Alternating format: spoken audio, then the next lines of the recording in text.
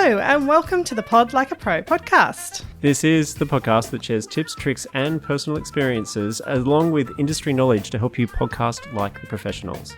I'm Liz. And I'm Nat. And we are from Pod and Pen Productions. And we'd like to acknowledge the Gimbaangira people and the Awabakal people whose lands we're recording this episode on. We pay our respects and acknowledge the oral storytelling traditions that started in these places long, long ago. So, Happy New Year! How's your podcast going? Yay! Happy New Year!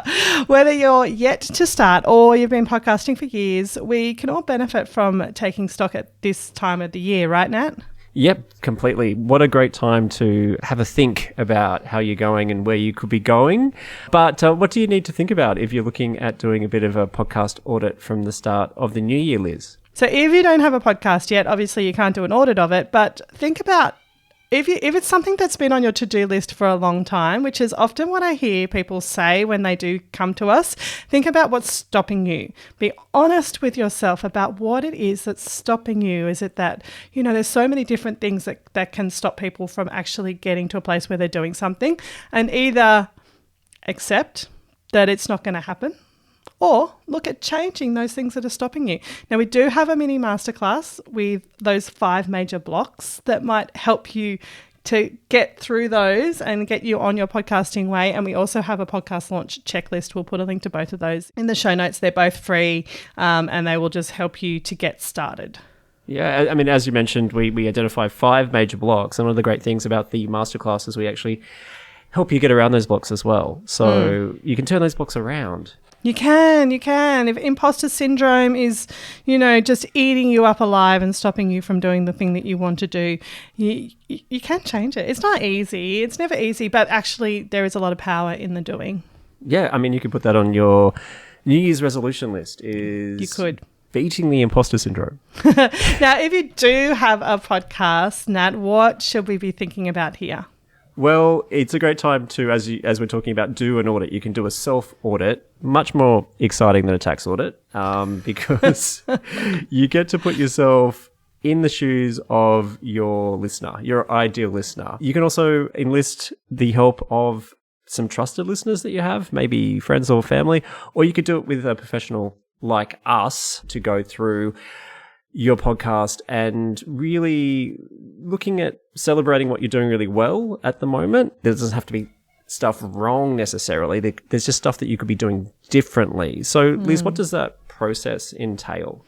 Okay, well, I always like to tell people to listen to the podcast in the way that you listen to other people's podcasts. So it gets you out of, like, if you normally listen to your podcast when you're editing it on your computer at your desk, then actually go and listen to it in the car or in the kitchen or at the gym, wherever it is that you normally listen to your podcasts, and get the other people who you're entrusting, and also really important that you get people that are going to give you honest feedback, that you respect their opinion of, and don't get too many. Like, you just don't want to have 1,000 people telling you different things, because that's very confusing as well. Maybe 2 people I think would be enough.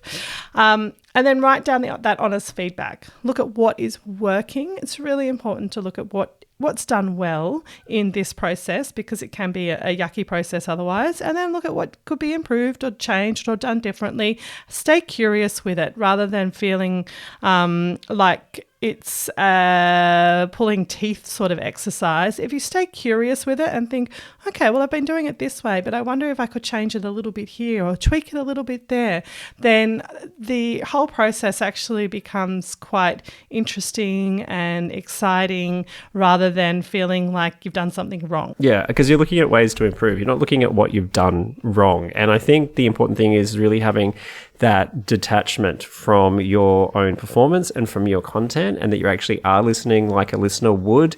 Really looking for those points where you might lose your focus on what you're listening to. So what's capturing you, what's not?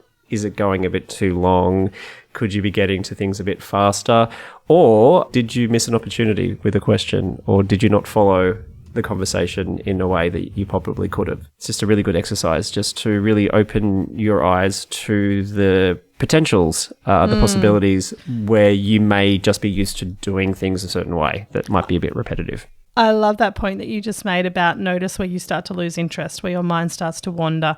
It's really important, because if you're doing that and you're losing interest, your listener is too. And we all know what it's like to be really captivated by a story and to be really in that moment listening to something. And we all know what it's like to realize, oh, I've been listening to something for 10 minutes, but I actually haven't listened to any of it because I've been daydreaming about what I'm going to make for dinner or something like that. So really great points there. I think a really big thing is just to take notice if you have to use the back button on the podcast app, go back 15 seconds. That's always a big hint that maybe you could be doing things a bit differently. Now, the other side, as opposed to the content side of making your podcast, is the time management, actually doing all the things. And we know that people do get burnout. There's a lot of other stuff to be done, especially if you're running a business yourself, and people suffer from what they call pod fade, where they just don't keep going because it's too hard. So it's a good time as well to really start thinking about those processes that you have in place. How are you making your podcast? How are you repurposing it? Is there any ways that you can simplify that process or outsource some of the work? I think like outsourcing some editing, outsourcing people making audiograms for you, that it can be a really great start to try and do that if you have the financial means to do that as well. And a good thing about that too is when you're outsourcing that kind of work is that you've got other people's opinions as well, particularly if you're just doing this as a solo thing. So you're getting other sets of ears to think about what could really maximize the content that you're making. Yeah, absolutely. Like when we do that sort of work, and we do that sort of work selectively, we don't do it for everybody, but we do edit and we do create work for people. But within that, we do a bit of a coaching component as well, so that each time you send us your audio, we're going to tell you what bits were great and what stood out, and also, but is there anything that could be improved or cut down a little bit in a gentle and loving way, as always. No, we do. Yes, very gently. I think the thing about burnout is that question that I think is handy to ask yourself all the time is, am I fitting my life around the podcast, or am I fitting the podcast into my life? So absolutely. You don't want the podcast to rule your world. No way. And this also really comes into this next point about getting really focused on your goals around your podcast. Ask why you're actually making your podcast. Do you have a big goal that you would like to have around your podcast, a success measure for the end of 2025, and take it back? What steps can you do to create that success measure? Again, we would really strongly advise not to have success measures around numbers, but more around, I want to use it as a platform to be a thought leader, and then I want to speak here. I want to make connections with 5 industry leaders in my world, that sort of thing. And then use that as a way to really take those steps forward in 2025 and see how far you've gone at the end of this. And that will help you to continue to do your podcast and actually make it just that really focused purpose. I mean, are there some guests that you want to book during the year? And those conversations that you really want to have? Because your success measure might be the information that you get from people you respect. Absolutely. And then once you've had them as a guest, then you can, you've got that connection then, don't you? You've got that great connection. Or maybe your goal could be maximizing your content a bit more in 2025. Maybe you had some great conversations, but you didn't have time or the resources to make some audiograms or some social media assets that go further. Maybe you didn't invest the time in publishing on different platforms and engaging in conversations there. So that might be another goal as well. But it's, really important, I think, Liz, to sit down and to write them down. Absolutely. Also probably important to look at how far you've come in 2024 at that time as well, because often we do we forget where we started, and it's good to sort of look at those goals that you had at the beginning of 2024, how far you've come there, and then reset again for 2025. Those 2 columns where you've got what I've achieved and